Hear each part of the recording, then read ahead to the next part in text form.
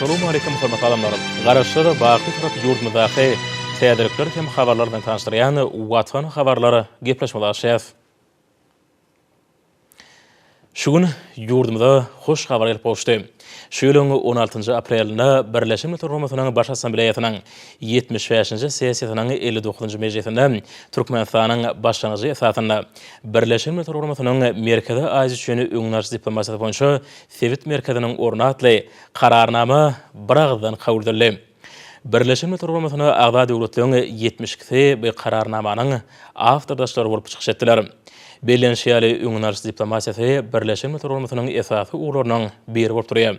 Hemem bu guramanyň baş sekretarinyň alyp barýan işine möhüm orny eýleýär. Munyň özi parahatçylyk hemem parahatçylykly ösüşi gollamakda aýratyn ähmiýetlidir. Şeýle Sewitde parahatçylygy durnukly ösüşi üpçün etmekde. Sewitary hemem halkara hyzmatdaşlygyny giňeltmekde Merkezi Aziýa ýurtlaryna möhüm orny degişip bolup durýar. Şundukda Merkezi Aziýada durnukly hemem howpsuz ýagdaý Sewitiň ýurtlarynyň saatlaşykly ötüşi bolan gyzyklanmalaryny gollamakda, terrorçylyga garşy guraşmakda, zor salmalaryny öňe almakda bilelikdäki taýlary zerur bolup durýar. Sewit merkeziniň esasy işi hut şuurlaryň berkidelmegine, Merkezi Aziýa döwletleri bilen Owganystanyň arasyndaky gatnaşyklaryň ösürilmegine gönükdirlendir. Häzirki döwürde dünýäde koronavirus ýokunjy derarly emelegilen çylşyrymly ýagdaýlaryň ýarama täsirleriniň öňüne almak üçin Birleşik Milletler Guramasynyň Merkezi Aziýa üçin öňnaş diplomatiýasy boýunça Sewit merkezi Sewitiň ýurtlarynyň hökümetleri bilen gatnaşyklary saklaýar hemem öňnaş diplomatiýasynyň meseleleri boýunça degişli taraplar bilen hyzmatdaşlyk edýär.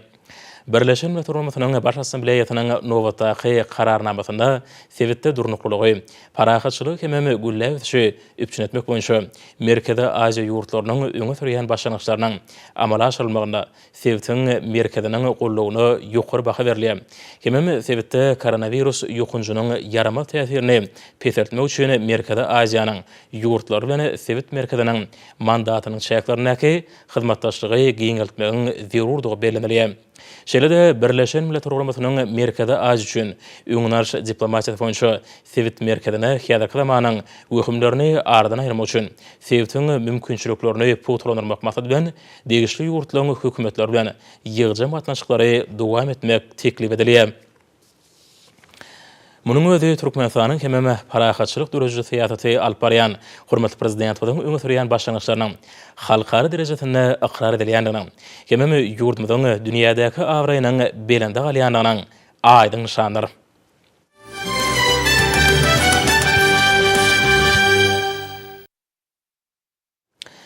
Şu gün ýurdumyzda hemem paýtagtymyzda mukaddes garaşdyrmalaryň şanly 30 ýyllygy, hemem Aşgabat şäheriniň 140 ýyl münasibetli gurulýan şäherlerin hatarynda möhüm ähmiýeti bolan ajaýyp waka ähli halk ýogur geçirildi. Türkmenistan parahatçylygyň we ananşmagyň watany ýylynyň bahar pasanyň hoştap howaly günlerine geçirilen bu mukaddes şähere hormatly prezident bilen Gurbanguly Berdimuhammedow gatnaşdy. Bu bolsa şanly senilen dawaranylýan pursatlaryny täze mazmun bilen baýlaşdyrdy. Mehriban arkadağımız mukaddes garaşdyrmalaryň şanly 30 ýyllygy Aşgabat şäheriniň 140 ýyllyk münasibetli ähli ýogur şäheresine gatnaşdy. Bahar pasanyň sergin howasy bu töwerekleriniň tebigy aýratynlyklary bilen utgaşyp, adamlara asylly işlere, biýik ýeňişlere ruhlandyrýar. Ýa-da döwürde dünýäniň owadan we ýaşaýyş üçin amatly şäherleriniň hataryna öz orny berkidýän Aşgabat bagy bosanly şäher höküminde ykrar edildi. Ýurdumyzyň baş şäheri we onuň töwerekleri hemişe göwüsýän tokoýlyklar bilen gurşaldy. Munyň özi bu künjekleriň ekologiýa derejesini üpçün edýär.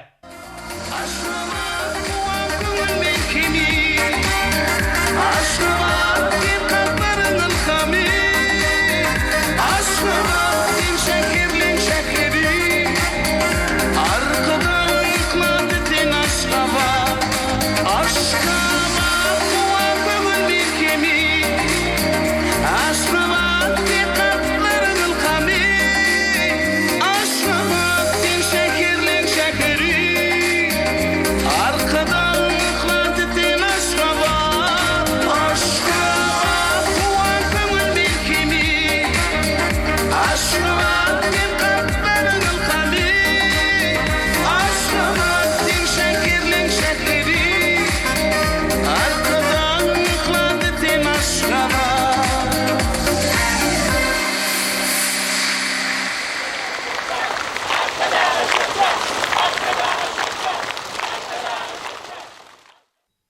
Köpçülüklerin ýogur geçirilýän ýerde çäre mahallyna ulanjak gurallaryň köp görnüşleri goýulypdyr. Bu ýerde baý nahallaryna timar bermek üçin niýetlenen gurallar, suwurşulgyny degişli serişdeler, baglary agartmakda ulanýan injamlar bar. Melim bolşaly, mehriban arkadagymyz şenme güni Aşgabatyň 140 ýyllygy we ýurdumyzyň mukaddes garaşdyrlygynyň şany 30 ýyllygy münasibetli köpçülüklerin arassaçylyk awadanlaşdyryş işleriniň geçirilmeginiň maksady laýyk boljakdygyny bellädi. We biçäräniň ýokary guramaçyk derejesini üpsün etmek babatda degişli ýolbaşlara anyk tapşyryklar berdi. Ýaşgalyk çäresiniň agly birlikde geçirilmegi türkmen halkyna maksus bolan asyrly ýörelgeleriň döwrewap derejede dowam edýänini alamatlandyrýar. Arkadagy prezidentimiz her bir işte milliligi aýratyn üns berilmegini, milli ýörelgeleriň häzirki zamanyň ösün tejribeleri bilen utgaşmagyny döwrüň wajyp meselesi höküminde kesgitledi. Milli liderimiziň taşygyna laýyklykda binagarlyk maksatnamasynda daş gorşawy goramakda şäheriň belek aýratynlyklaryna milli ýörelgelere aýratyn üns berilýär. Şol bir wagtyň özünde bu ýörelgeler häzirki zamanyň tejribelerine laýyklykda ösürilýär. Çünki mehriban arkadagymyzyň belleşi ýaly Ekilen bağ nahallarına agretenlik talaplara laýyk derejede iýdeg edilmegi, bağlaryň taýdaşly ösüşini we ýurdumyzyň dürli künjeklerini, paýtagtymyzyň tögereklerini, tokoý dowlaklarynyň, feýliýäkleriň çäkleriniň giňelmegini üpçün edýär. Bu bolsa häzirki döwrüň möhüm talaplarynyň biri bolup durýar. Bu görnüşler ýurdumyzda esenlik günärde işleýän adamlaryň mehriban arkadagymyzyň görüllisi boýunça zähmet enliklerini ösürmäge bolan gyzyklanmalaryny eşkär edýär. Çäre gatnaşlaryň ataryna talip ýaşlaryň bolmagy, ýüzüp gelýän ýaş nesilleriň okuwlaryny arasy zähmet bilen utgaşdyrmagy, olarda topraga, daş gorşawa bolan sevginiň ösürmegi bilen baglanyşly meseleleriň möhüm orýakymyny kesgitlerini aňladýar. Mehriban arkadagymyzyň ýygyderli tagallarlar netijesinde ýurdumyzda milli tokoý maksatnamasy üstünlikli durumça geçirilýär. Bu bolsa ýurdumyzyň şäherleriniň hemde owalarynyň tögereklerini, awtolog we demir ýollaryň oruny, derýalaryň, akabalaryň kenaryny, göýek dowlaklaryň düredilmegini şertlendirýär. Özüniň gaýtaranmajak binagarlyk çözgüdi bilen Guinness'in rekordlar kitabyna möhüm orna ýeleýän şäher binalary, paýtagtymyzyň baş bedegine, halkymyzyň buýsanjyna münasip boldy. Şol bir wagtyň özünde ak mermerli Aşgabat bir Awraýly kitapda möhüm orna ýeledi. Munyň özi arkada prezidentimiziň şäher gurulşyk binagarlyk maksatnamasynyň ýokary derejede ýerine getirilmegini, jogapkärlik çemeleşmeleri öňe sürýänliginiň aýdyň nyşany bolup durýar. Şeýillikde Aziýanyň merjen şäheri hataplanýan Aşgabat, döwrewap binalary, ajaýyp tebigaty bilen bir bütügi sazdaşygy emele getirip, insan ruhuny göterýän görnüşler derediýär. Nähmet endigini ösürýän, milli tebigatymyza bolan söwgüni artdyrýan bir çäräniň aýdym sazly çykyşlary bilen utgaşmagy ony aýratyn dawarlandyrdy. Ýurdumyzyň synwady saatlary, ýaş ýerine getirjiler we belli istrada aýdymçylary ýöňleriniň bilint ruhy beslenen joşunly aýdym sazlary bilen agly birlikde geçirilen çäre baýrymçylyk öwüşini çaýdylar. Mehriban arkadagymyzyň ýol başlygyna bitirilýän beýik işleri, şu ýyl 140 ýyllyga bellenýän ak mermerli paýtagtymyzy we arasy zähmeti wasp edýän aýdym sazlar çäre gatnaşçylaryň şadlygy bilen utgaşyp ajaýyp sazlaşygy döretdi.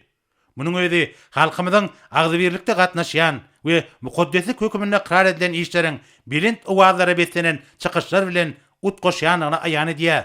Bu bolsa çäräniň ähmiýetini artdyrmak bilen bir hatarda oňa gatnaşýanlaryň ruhuny belinde göterýär.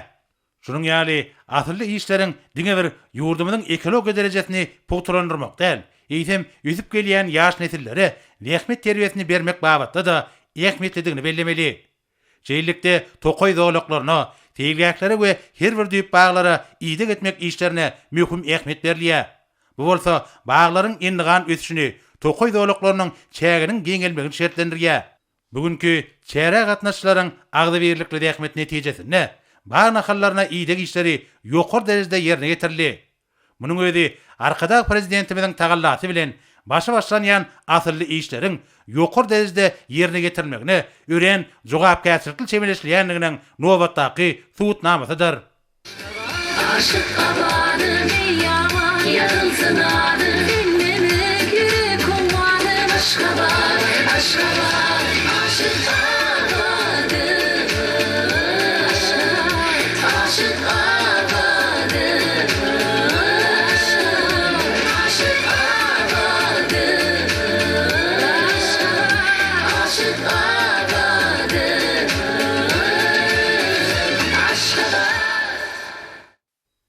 Bahar pasy yurdumyzyň ähli künjeklerini, çeýlekem paýtatymyň çäklerini öýe bolşy görnüşleri emele getirdi.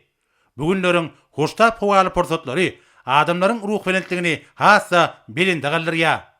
Soňky ýyllarda yurdumyzda we paýtatymyzda ekologiýa meselelerine aýratyn üns berilýär. Şunuň bilen baglykda tokoy zowlaklaryny döretmek, feýliýaklaryň çäklerini geňeltmek hemde baglara degişi derejede ýyda getmek wezipesi döwlet siýasatynyň ileri turýan ugurlarynyň birine güldi. Bu bolsa güneşli diýarymyzyň ähli künjeklerini insan saglygy üçin ýakymly howa gurşawynyň emeli gelmegini şertlendirýär. Ýazyrky döwürde yurdumyzyň ähli künjeklerini we paýtatymyň tögereklerini dürli saýaly we miweli baglardan ibaret bolan tokoy zowlaklarynyň eýleýän meýdany barha artýar.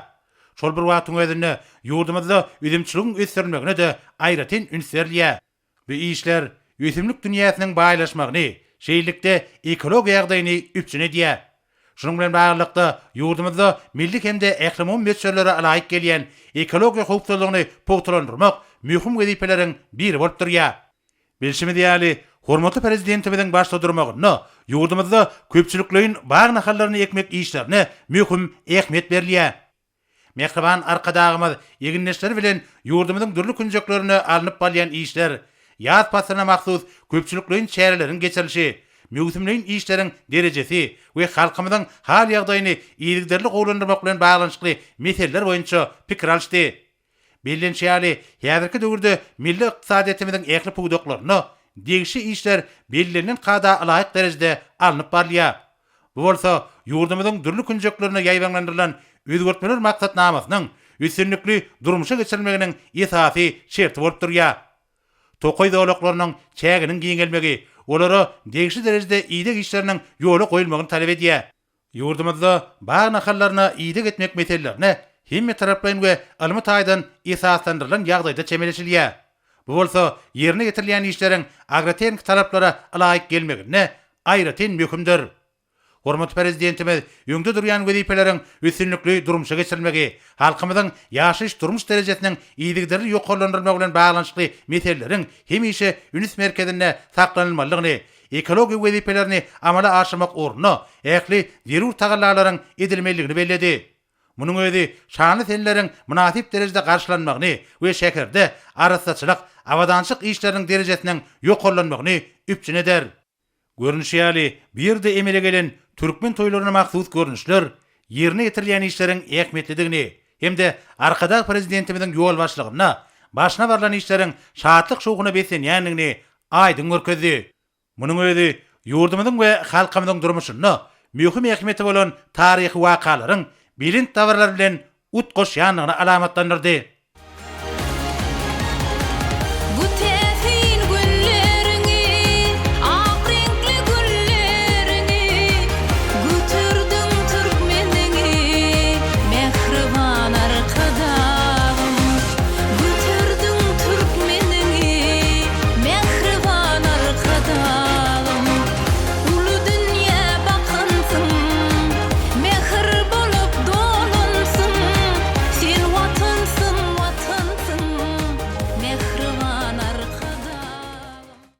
Tutuş ýurdumyzda gurşap alan köpçülikliň ýogary şähereti taryhy ähmiýetli wakalara baý boldy.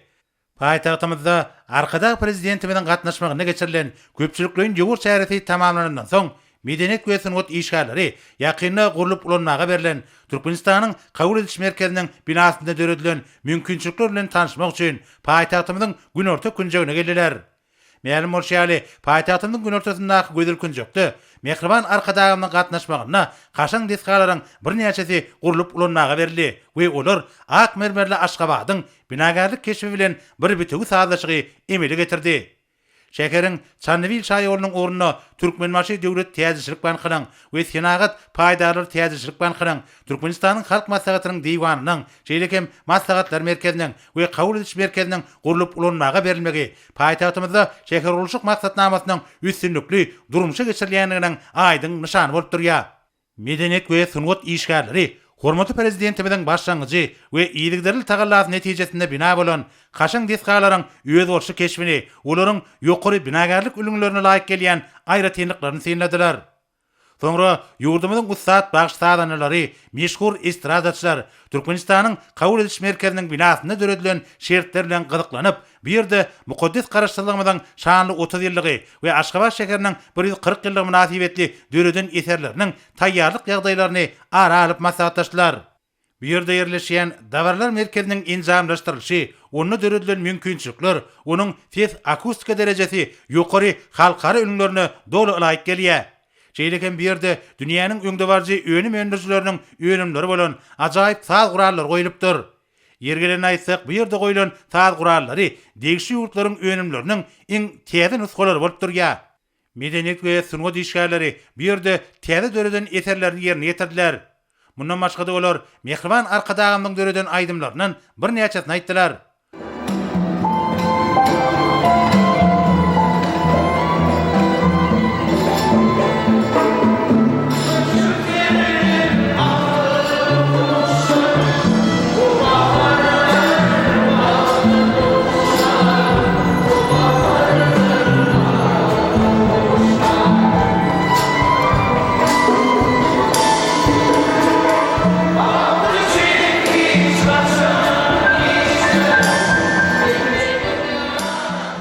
Bu fırsatlar sunut saatlarynyň ýurdumyzyň mukaddis garaşsalygynyň şanly 30 ýyllyk bayramyny we Aşgabat şeheriniň 140 ýyllyk senesini münasip garşylamak we oňa bayramçyk sowgatlaryny taýýarlamak ugruna zerur işleri alyp barýanlyklaryny görkezdi.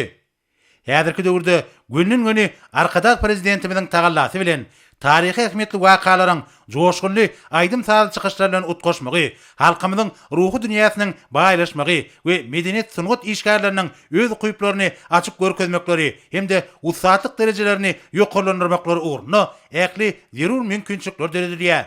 Medeniýet sungat ussatlary döredilýän mümkinçilikler üçin Mehriban Arkadağamda tüý sürekden hoşallyk sözlerini aýdyp, hormatly prezidentimizin ýol başlygyna amala aşylýan işleri ýurdumyzyň ýeten derejesini we halkymyzyň bagtyar durmuşyny, güzel tebigatymyzy münasip derejede wasp etmek üçin äkli okuýup başarnyklaryny gaýgyrmajakdyklaryna inanardylar. Indi bolsa Türkmenistan prezidentiniň gol çekeni resmi näme bilen tanşadýas. Türkmenistan prezidenti buýrugy gol çekdi. Resmi näme alaýykda Türkmen halkynyň milli baýlyk hem buýsonjy urun bekişli bedewlerimiziň dünýädäki şan şöhratyny hasa belende galdyrmak maksady bilen şeýle Türkmen bedewiniň milli baýram münasibetli bäsişgir geçirmek hakyna Türkmenistan prezidentiniň 2010-njy ýylyň 16-njy noýabryna çykaran 10657-nji kararyna alaýykda Aşgabat şäherini 2021-nji ýylyň 24-nji aprelinde Türkmen bedewiniň milli baýram münasibetli ahalteka atlarynyň halkara gözellik bäsişini hemem olan gözelligini şekillendir şeýle amaly haşym sunutynyň eserlerini, neşir önümlerini, fotosuratlarda, teleýaýrymlarda çeper beýan etmek ugruna suratkeşliň, heýkeltaraşlaň, halyçylaň, zergärliň, fotosuratçylaň, neşriyat işgärleriniň, dizaýnerliň, teleoperatorlaryň arasynda bäsişgir geçirmek belenildi. Hemem şol bäsişgiri geçirmek boýunça emailler toporunyň düzümi tasdiklanyldy.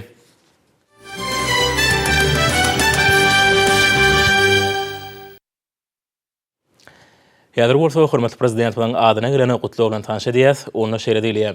Onuň Ali Hedraty Türkmenistanyň prezidenti Jenap Gurbanoğlu Berdimuhammedow siziň Ali Hedratyňa mukaddis orada aýynyň gelme münasibetli size tüý sürekden çykýan gutlygylamy hemem iň gowy arzulamy iýermegi özüm üçin uly mertebe saýan. Şu mukaddis aýda gudraty güýçli Allah Taala'dan siziň Ali Hedratyňa da berkjan sağlyk hemem bagtyarlyk dilek edýän. Türkmenistanyň dostluk halkyna bolsa, güllä düşkemem rowaşlyk ardy edýän. Hormatlamak bilen Şeyh Nawaf Al-Ahmed Al-Jaber Al-Sabah, Kuwait döwletiniň emiri.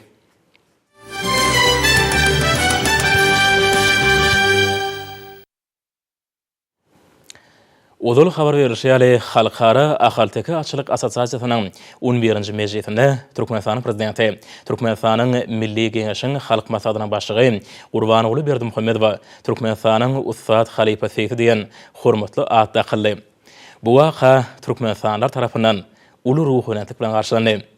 Döwlet hemem jemgyçylyk işgärleri, ministrlikler hemem pudoklyny durunuş idaralarynyň ýolbaşçylary gutlawlaryny munyň milli liderimiň arasy ganly ahal teke bedewlerini gorap saklamakda hemem olaň dünýä şöhratyny artdyrmakda, olaň tohumçylyk işlerini gowrandyrmakda, beden gurulşlaryny kemilleşdirmekde, şeýle-de baş sany köpeltmekde, ýaş nesle açnaklyk sunutyny söýgü döretmekde. Bulgamda halkara hyzmatdaşlygyny ýoly goýmakda bitiren ägir tuly işgeriniň suwutnamasy bolup durýanyny belleýärler. Gutluq hatlaryny iwerenleri hormatly prezident bada Gurbanoğlu Berdimuhammedow we şanly waka münasibetli tüýsürekden gutlap berk jan saglyk, uzak ömür, watanymyzyň bähidine alyp barýan döwlet işlerini geljekde de üstünlikleri arzu edýärler. Milli liderimiz Ministrlik Komitetining başlygynyň ornatary Amanow, Berdimuhammedow, Abdurrahmanov, Durduliyev, Geliniyadow, Glyjev, Meredow, Mehmedow, Müşfikow, Uradgeliyev, Ügezow tüýsürekden gutlawlaryny ýoladylar. Mejlisiň deputatlarynyň adyndan hormatly prezident bada Gurbanoğlu Berdimuhammedow we Mehmedow otady. Döwlet başlygynyň adyna Türkmenistanyň prezidentiniň diwanynyň jogapkar işgärleri meherli gutlawlaryny iwerdiler. Şanly waka münasibetli hormatly prezident bada Gurbanoğlu Berdimuhammedow we ýurdumyň ýaşaýjylarynyň adyndan Ahar welaýatynyň häkimi Gurbanow, Balkhan welaýatynyň häkimi Atahaliyew, Daşowut welaýatynyň häkimi Nazarmuradow, Lebap welaýatynyň häkimi Amangeliyew, Mar welaýatynyň häkimi Anaverdiyew, Aşgabat şäheriniň häkimi Glyjew gutuldylar. Milli liderimiz ýurdumyň harby hukuk goraýjy idaralarının ýolbaşçylary iň gowy arzularyny beýan etdiler. Döwlet başlygymyz Gurbanoğlu Berdimuhammedow we Türkmenistanyň saýrowlary we salat aşkar geçirmek boýunça Merkel toparyň başlygy, Demokratik Partiýanyň başlygy, Senagatçylar we Telekaçar Partiýasynyň Merkel deňeşiň başlygy, Arar Partiýanyň Merkel deňeşiň başlygy, Kärdeşler arkalaşyklarynyň Milli Merkediň başlygy, Denanlar birleşiginiň Merkel deňeşiň başlygy, Matmurad Nahy ýaşar urumynyň Merkel deňeşiň başlygy, Dünýä türkmenleriniň ansanperwer birleşiginiň prezidentiniň ornatary, Gurbanoğlu Berdimuhammedow adyny howanarlyga şahlara himayet bermek boýunça Hayır Sahawat ganatynyň ýerine ýetirýän direktory, Parahaçylyk ganatynyň müdiriýetiniň başlygy we beýlekler gutlawlaryny ýoladylar.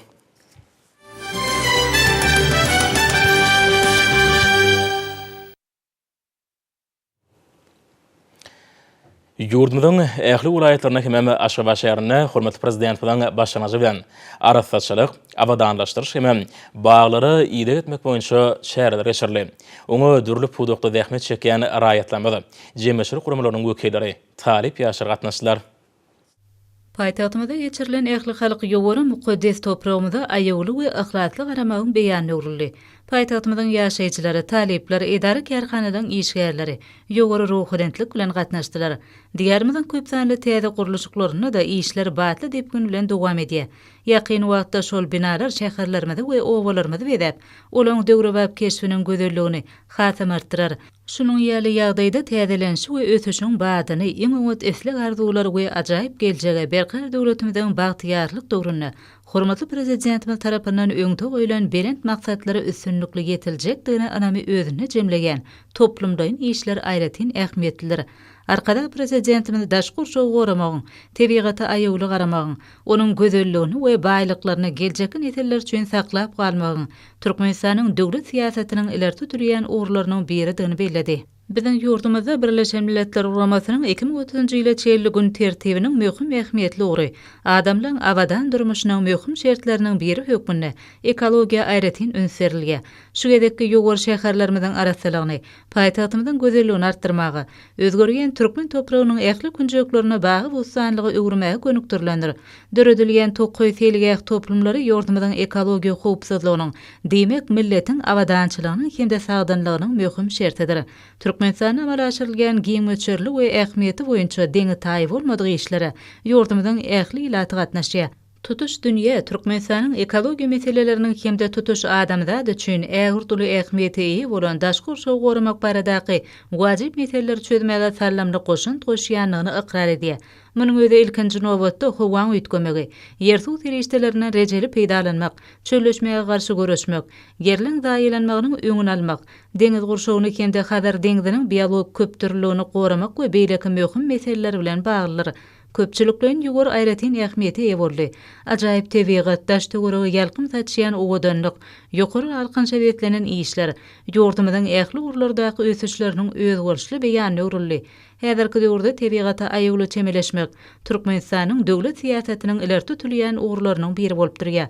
Aşgabat şäheriniň bagtyýarlyk, berkararlyk, bizmeýin we köpetag etrap häkimlikleriniň ähli halk ýogory münasibetli Qur'an türli medeni köpçüliklerin çäreleri, ýurdumyzda uzak möhletlerin bagy we sanlygy beremek maksatnamasynyň üstünlikli durmuşa geçirilýändigini tasdiklady. Hormatly prezidentimiň diýarymyzy bagy bostanyga öwürmek şäherler etraplarda awadanlaşdyryş işlerini geçirmek barada edýän tagallalarynyň uğralyp, Akyl vilayatynyň ýaşaýjylarym vilayatyň her bir künjeginiň gözel görkany keşfe girmek uğruna köp taraply işler durmuşa geçirýärler. Vilayatyň ýaşaýjylary Aşgabat şäheriniň 140 ýyllygy hemde ýurdumynyň mukaddes garaşsygynyň şany 30 ýyllygy münasibetli geçirilen ähli halk ýogoryna uramaçylykly we işçilikle gatnaşdylar. Giňden ýaýwananan arasaçylyk awadanlaşdyryş işleri Akyl vilayatyny da ýokary ruhlantligi we senip ol hakyky zähmet bayramçylygyna urly. Pasallaryň sultany Bahar pasalynyň arasy we tämin segerine başlanan köpçülüklerin şäheri vilayatyň ähli ýerlerini zähmet joşgyny bilen gorşap aldy. Berkara döwletimiň bagtyarlyk döwrüniň şenme gününe geçirilen köpçülüklerin şäherinde binalaryň daş döwregini arasaçylyk we täminleýiş, baglary ýygyk etmek, şeýlede baglara timar vermek we düýüplerini ýumşatmak we agatmak işleri giňden ýaýwanandyry. Köpçülüklerin arasaçylyk awadanlaşdyryş işleriniň geçirilen gününe vilayatyň edara kärhanalarynyň zähmetsewer adamlary zähmet işçiligini görkezdiler. Agdy birlikde ýokary ruhlantlykda arasaçylyk awadanlaşdyryş işleri vilayatyň ýaşaýjylarynyň ruhlaryny götürdi. Bugünkü çäratlaşan adamlar ýurdumyzy bagy bostanyga öwürmekde, etrapdyr şäherleriň keşfini özgertmekde alyp barýan äger türlü işler üçin Mehriban akadamyda alkyş hem hoşçalyk sözlerini beýan etdiler. Balkın vilayetinde de arkada prezidentimiň başlangyjyna ýerilip Türkmenistan parahatçylygyň we anaşmagyň watany ýerine geçirilmegi maksat edilýän köpçülüklerin arasaçylyk we awadanlaşdyrmak işleri uly ruhlantyk we ýokary guramaçylykly geçirildi. Ýokary işçiňlige eýe bolan köpçülüklerin çäreleri vilayatyň ähli etraplarynda şäherlerine de guramaçylykly geçip, Balkanda ýerleşlermeden hormatly prezidentimiň başlangyjy bilen tutuş ýurt derejesine alınıp barilýan we döwletli işe öz münasip goşantlarynyň aýdyň suwtnamasy boldy. Idi diýärimiziň mukaddes garaşsylygynyň şanly 30 ýyllygy hemde Aşgabatyň 140 ýyllyk münasibetli geçirilen köpçülüklerin ýogary ýer täher bilen ýokary ruhlantlykda badalgaly. Köpçülüklerin arasaçylyk we awadanlaşdyrmak işlerine gatnaşyjylar vilayatyň iň bir gözel künjeklerini köçelerde, silgählerde ýaşaýjy toplumlarynyň daş töweregine, ýoluň ýakalaryna, baglyň ýaş nahalaryna ýygyk etmek, suwarmak, ozolun ösü oturan agaçlary bir kemse timarlamak işlerini günüň bütün dowamyny ýokary işçilikde alyp bardylar. Hormatly prezidentimiň başlangyjy bilen ýurdumyda bagy bosanlygy, gülzarlygy öwürmekligi gönüktirilen köpçülüklerin arasaçylyk we awadanlaşdyrmak işlerini öz üçin alýan çäreler ýurdumyzyň Balkyn vilayatynyň ähli künjegine köpçülüklerin işçiň häsiýeti eýe boldy. Çärelere gatnaşanlaryň ählisi halkymyzyň bagtyarlygy, watanymyzyň hatam kuwwatlanmagy, döwletli diýarymyzyň bagy bosanlygy öwrülmegi babatda edýän taýsys tagallalary üçin gahrman arkadagymyda alkyş sözlerini aýtdylar. Ýurdumyzyň beýik garaşsygynyň şanly 30 ýyllygy hem Aşgabatyň 140 ýyl münasibetli geçirilen köpçülüklerini arasaçylyk hem awadanlaşdyrmak çäresi daşuw vilayatynda ýer seher bilen bayramçylyk ruhuny beslendi. Ýaşul nesin wekilleri, durly ýaşdaky, durly kärdäki adamlar, talip ýaşlary, vilayatyň ýaşaýjylary bu ähli halk çäresine işe gatnaşdylar. Berkarar döwletimiň bagtyarlyk döwrüniň şu gününde milletiň asarlyň jümüşinden kök alyp gaýdýan ähli halk ýoglaryny geçirmek ýolgysynyň ýokary rowaşlygy zamanamyzyň belent ruhy bilen goşup göwündüri galkynç paýlady. Milli liderimiň ähli başlangyçlarynyň şuň ýaly ýokary derejede gollanmagy garaşsyz hemişelik beýtarap döwletimizde emele girene baky bütünlügiň ýüze çykmasy. Ýurdumyzyň ekologiýa taýdan arasaçylygyny düşünetmek häzirki döwürde hormatly prezident tarapyndan amala aşyrylan döwlet siýasatynyň ileri tutulýan uğurlarynyň biridir. Zähmet bayramçylygy Mehriban arkadamyzy bilen halkymyzyň hemişelik jewsliginiň aýdyň ýüze çykmasyna urly. Daşuw waky owy hoşurlyk institutynyň taliplerini köpçülüklerini ýogary işe gatnaşmagy, baglary ýetmek işleriniň ilmi esaslarda amala aşyrylmagy aýratyn ähmiýetli boldy. Döwlet adam üçin ýürgen hemişelik ýürelgäni öňe süren hemem ony durmuş hakykatyny öwrýän, gahrman arkadamyzyň başlangyjy bilen geçirilýän ähli işleň şuň ýaly rowaşlygy milli liderimiz bilen halkymyzyň hemişelik bütünlügi öwrleniginiň aýdyň subutnamasy. Çäherlere gatnaşan adamlaryň ählisi mehman arkadamyda alkyş kememi hoşgallyk sözlerini aýtdylar. Hormatly prezidentimiň başlangyjy bilen ýurdumyda bagy bosanlygy, gülzarlygy, tämizligi we gürmekligi gönükdirilen arasaçylyk işlerini öýde için alýan çäreler ýurdumyň Lebap vilayetiniň hem ähli günjegine köpçülikliň we işçiň häsiýeti eýe boldy. Häzirki wagtda hormatly prezidentimiň daşky urşagy aýygly saklamak, ýurdumyda bagy bosanlygy öwürmek, şäherleň we owalan gözel keşfini öpçün etmek baradaky ýörelgesi vilayetiň Agdabir we Dähmesir ilatynyň arasynda gyzgyn gollandy. Gahrman arkadamyzyň görelesine ýerlep, vilayetiň ähli ýerine baglara ýydyk etmek, arasaçylyk we tämizleş, awadanlaşdyryş işleri ýokary ruh bilentligi beklenip geçirildi. Geçirilen çärelere vilayet boýunça 10 miňlerçe raýatlarymyzyň uly högesilen gelmekleri aýratyn buýtandyrjydyr. Arkada prezident bilen hutda özüniň başlangyjy we nusga bolmaklygy bilen geçirilen bu ähli halky ýowaryna hem bilen işçiň gatnaşmaklary ýurdumyzda gahrman arkadamyzyň başda durmagyna, watançylyk duýgularynyň barha dabaralanyň anyň suwutnamalardyr. Berkar döwletimiziň bagtyarlyk döwrüniň belent ruhy bilen agdybirlikle çekilen dähmetden şatlyk alan Lebaply bagtyar raýatlarymyz halkymyza toý bayramly eşretli tamanany peşkeş beren arkada prezidentimizde alkyş sözlerini beýan etdiler. Hormatly prezidentimiň ýurdumda bagy bosanlygy öwürmek şäherlemede owalamyda awadanlaşyrmak barada edýän taýfyl taýlaryň uralyp, Mary vilayatynyň ýaşaýjylary vilayatyň her bir kunjegynyň gözel görkany keşfe girme urny köp taraply işlere durmuşa geçirýärler. Vilayatyň ýaşaýjylary muqaddet garaşyda bilen şanly 30 ýylygy Aşgabat şäheriniň 140 kilometr geçirilen köpçülikliň ýogary guramaçylykly hememi işçilik bilen gatnaşdylar. Türkmenistan parahatçylygyň we arranjmangy watan ýylyň ertekerini ýurdumyň ähli günjeklerini giýiňden ýaýwanyny arasaçylyk awadanlaşdyryş işleri Mary vilayatyna da ýokary ruhany besenip, ol hakyky zähmet bayramçylygyny urly. Köpçülikliň şäherinde binalaryň daş döwrüni arasaçylyk hem tämizleş, baglary ýetme işleri geçirildi. Ýokary guramaçylyk derejesine geçirilen bu şäherde vilayatyň ähli etrapdyr şäherleri bilen bir hatarda marşaýarynyň ýaşaýjylary aýratyn zähmet görelesini görkezdiler. Ähli ýerde arasaçylyk awadanlaşdyryş işleri baglary temar bermek düýplerini ýumşatmak hem agartmak işleri giňden ýaýwanlarly.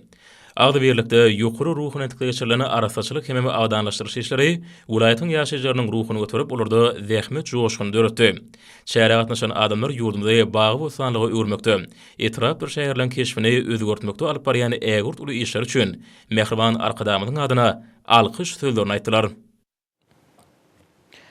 Türkmen Atlary Döwlet Birleşiginde hoşallyk maksady geçirildi. Maksada halipa atşynaslar, seýisler, atbakarlar, çapyk suwarar gatnaşdylar.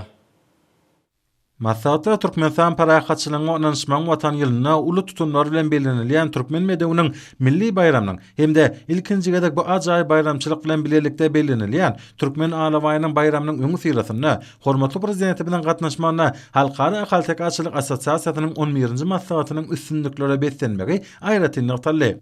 Hoşallyk maslahatyna çykyş eden ýerleşlerimiz uly toýuň Türkmen medewiňiň milli bayramynyň hemde ilkinji gedek bu ajaýyp bayramçylyk bilen bilelikde bellenilýän Türkmen alawaýynyň bayramynyň öňü sirasyna gahrman akadamyda Türkmenistanyň Ustad Halipa Seýisi diýen hormatly adam berilmeginiň tutumly toýa aýratyn şowkun bagyşlanyny bu ýyson bilen belediler. Hemde bu münasibetli gutlaklaryny beýan etdiler.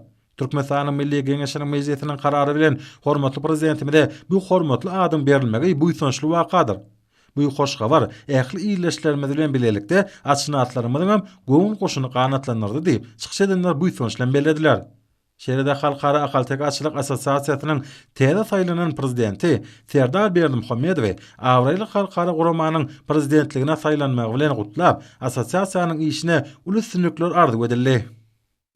Ma'lum bolýar 14 aprelde hormatly prezident bilen gatnaşmagyny gözel paýtagtymyzda Halk maslahatynyň diwanynyň ajaýyp binasy açylyp, onu Milli Geňeşiň iki palatasynyň bilelikdäki birinji mejlisi geçirildi. Mejlisiň dowamyny Türkmenistan döwletimiziň guruluşyna täze kanun çykarjy edara bolan Halk maslahatynyň döredilmegi halkymyzyň göwün goşuny göğe götürdi. Bu arada ýurdumyzyň çar kunjyny giňerim bilen ýaýwanlanýan maslahatlarda da uly buýsan çilen ýagtalýa. Hormatly prezidentimiň Türkmenistanyň Milli Geňeşiniň halk maslahatynyň başlyklygyna saýlanylmagy bolsa, halkymyzda hasam uly ruh bilentlik duýgusyny döredendigini maslahatlarda çykyş edenler bellediler. Çünki gahrman arkadamyzyň taýlanlary döwletli çözgütleri bilen belent derejelere, goňarjy ösüşlere ýetilýänligi hemmemize aýan hakykatdyr. Bugün Türkmen halkynyň baý taryhy mirasyna, döwlet gurmak tejribesine, onuň syýasy we hukuk medeniyetine esaslanýan döwletliginiň häzirki zaman nusgasynyň kemaly getirilmegi hemde ösdürilmegi tutuşlugyna arkada prezidentimiň ady hemde beýik işler bilen berik bagly. Ýurdumyzda konstitusiýony özgertmeliň durmuşa geçirilmegi, mehriban arkadagymyzyň döwlet adam üçindir diýen insanperwer taglimatyna öz beýanyny tapan baş maksada watanymyzyň güllep ösmegine we halkymyzyň awadançylygynyň gadanylmagyna gönükdirlenir. Munyň üçin maslahatlara gatnaşanlar hormatly prezidentimize hoşallyk sözlerini beýan etdiler. Hormatly prezident bilen çağırış boýunça harby gullyga çeýen harby gullukçylary Türkmenistanyň ýaragly güýçlerinden, beýleki goşunlarynyň we harby idaralarynyň harby gullukdan boşatmak we Türkmenistanyň raýatlarynyň harby gullugy nobatdaky çağırış hakynda gol çeken permane esasynda ýurdumyzyň welaýet etrap hukukly şäher harby wekilliklerini netijeli işler durmuşa geçirilýär. Balkan welaýatyna geçirilýän işler hem ýokary guramaçylyga besenýär. Türkmenistan parahatçylygyň we ynanşmagyň watan ýylyny hormatly prezidentiň başda durmagyny, watan gurugyny watançylyk etilen saýalmagy, hemem öz prezidentlik borjuny munasip berjaýdan eskerleň, ätiýaşy boşa durmagy ýata ajwa kadar besenýär. Häzirki wagtda ýurdumyň ähli günjegine çağırış boýunça harby gullygy geçmeli Türkmenistanyň raýatlarynyň harby gullygy nowatdaky çağırış boýunça giňirimli işleri ýokary derejede alınıp barlýar. Şu nukdaý nazardan hem ýurdumyň welaýet etrap hukukly şäher harby wekilliklerini hemem harby idaralaryň ýerli birliklerinde degişli maslahatlar guralyp, öňde duran wezipelere jogapkärçilikde çemeleşilýär. Balkan welaýatynyň harby wekillikleri tarapyndan gurulýan maslahatlary işen häsiýet mahsus bolýar. Harby wekillikleri tarapyndan düredilen lukmançylyk nukatlaryny döwrebab sanly lukmançylyk serişleri arkaly ýaşlaryň beden hemem ruhy taýdany sagdynyk kesiplenýär. Barlarlardan üstünlükli geçen ýaşlar Türkmenistanyň ýaragly güýçlerinde, beýleki goşunlaryny hemem harby idaralaryna watanyň näki gulluk borçlaryny berja etmäge bellenýär. Ýöri tutaýarlanan meýilname esasyna ýaşlaryň edil watanymyzy goramagy bilen hüwürlerini artyrmak, harby düşünjelerini giňeltmek, milli goşunmada bolan bu ýysançlaryny çuňlaşdyrmak maksady bilen medeni jemgyýetçilik harby syýasy çäreleri gurulýar. Watanyň näki muqaddas borçlaryny berja etmäge barýan merdana ýigitler harby libaslar bilen üçindiler. Ýazgy mövsüm boýunça harby gullygy uratmak dawarlary Balkan welaýatynyň etrapdyr şäher demir ýol mendillerini de ýokary guramaçylykly ýola goýulypdyr. Garşlaşmak boýunça paýtatymyzda tamamlanan ýarış usatlary ýüze çykardy. Sport bäýaşygy türgünlemez üçin halkara ýarışlaryna taýýarlagyň öz boşu tapgyryny urly. Aşgabat şäheriniň 140 ýyllygy münasibetli ýurdumynyň sport we ýaşar syýasaty ministrliginiň meýnamasyna laýyklykda geçirilen Aşgabat şäheriniň çempionaty gadakly häsiýeti bilen tapatlandy. Hünärmenleriň üns merkezinde bolan ýaş türgünlerimiziň usatlygynyň barha artýanyny ýaşkar etdi. Türgünler gylyçlaşmagyň şpaga görnüşi boýunça bäsleşdiler. Sportyň bu görnüşiniň barha meşgullygy eýe bolmagy aýratyn belliliklidir. Belli bir derejede kämilleşmegiň peýdaly ugruna öwürleýän sport bäsleşikleri her bir türgüniň başlygyny kesitlemekde möhümdir. Çekilişlik häsiýete eýe bolýan sport bäsleşikleri türgünleriň tejribeleriniň artmagyna ýardam edýär. Gadakly häsiýete beslenen ýarış kämilleşmek babatda öz boşly mektebe gurly. Aşgabat şäheriniň sport we ýaşar syýasaty baş müdürlüğiniň guramagyna ýarış geljegine umyt bildirýän türgünleriň köpdigini ýaşkar etdi. Tejribe toplamagy uly mümkinçilikleri döreden bu ýarış türgünlerimiz üçin halkara bäsleşiklerine taýýarlanan öz boşly tapgyryna gurly. Her bir türgüniň ýeňişe bolan ynamy, ihlasy, ýaşyň gydykly bolmagyny üpçün etdi. Hormatly adamlar, indi bolsa ýurdumyň welaýatyna we paýtatymyň Aşgabatda 17 aprel saat 20-den 18 aprel saat 20-çe boljak howa barada. Türkmenistanyň howa maglumat bolunyň berýän habar bilen tanışyryň.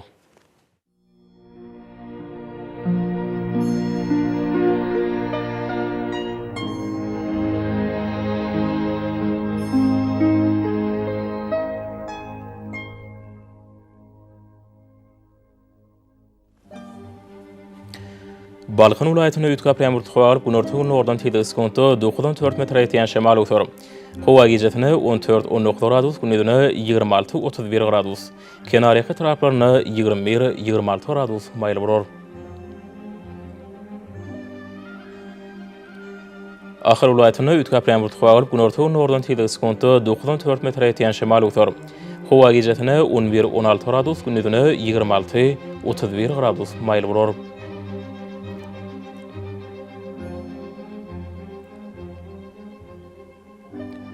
Mary vilayatyna ütkapyan burtqagyl günortagyň ordan teleskopda 8-13 metre ýeten şemal utar. Howa gijetine 10-15 gradus gündüzüne 26-31 gradus maýl bolar.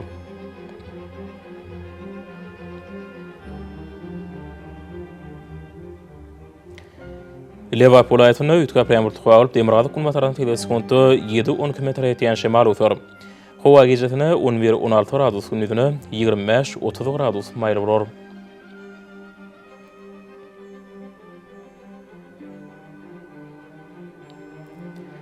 Daşy vilayatyna ütkapyan burtqagyl günortagyň ordan teleskopda 8-13 metre ýeten şemal utar. Howa gijetine 10-15 gradus gündüzüne 26-31 gradus maýl bolar.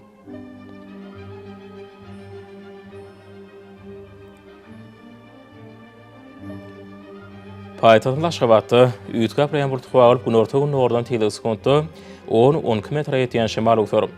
Howa gijetine 12-14 gradus gündüzüne 28-30 gradus maýl bolar.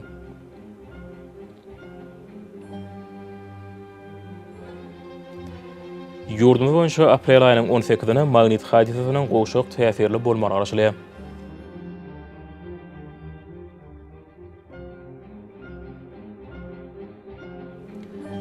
Edi watandaşlarym, häzirki wagtda howanyň düzümine tozan bölüşgörüniň meçhörüniň qadadan dokudy götürüm artma bilen baglanyşykly.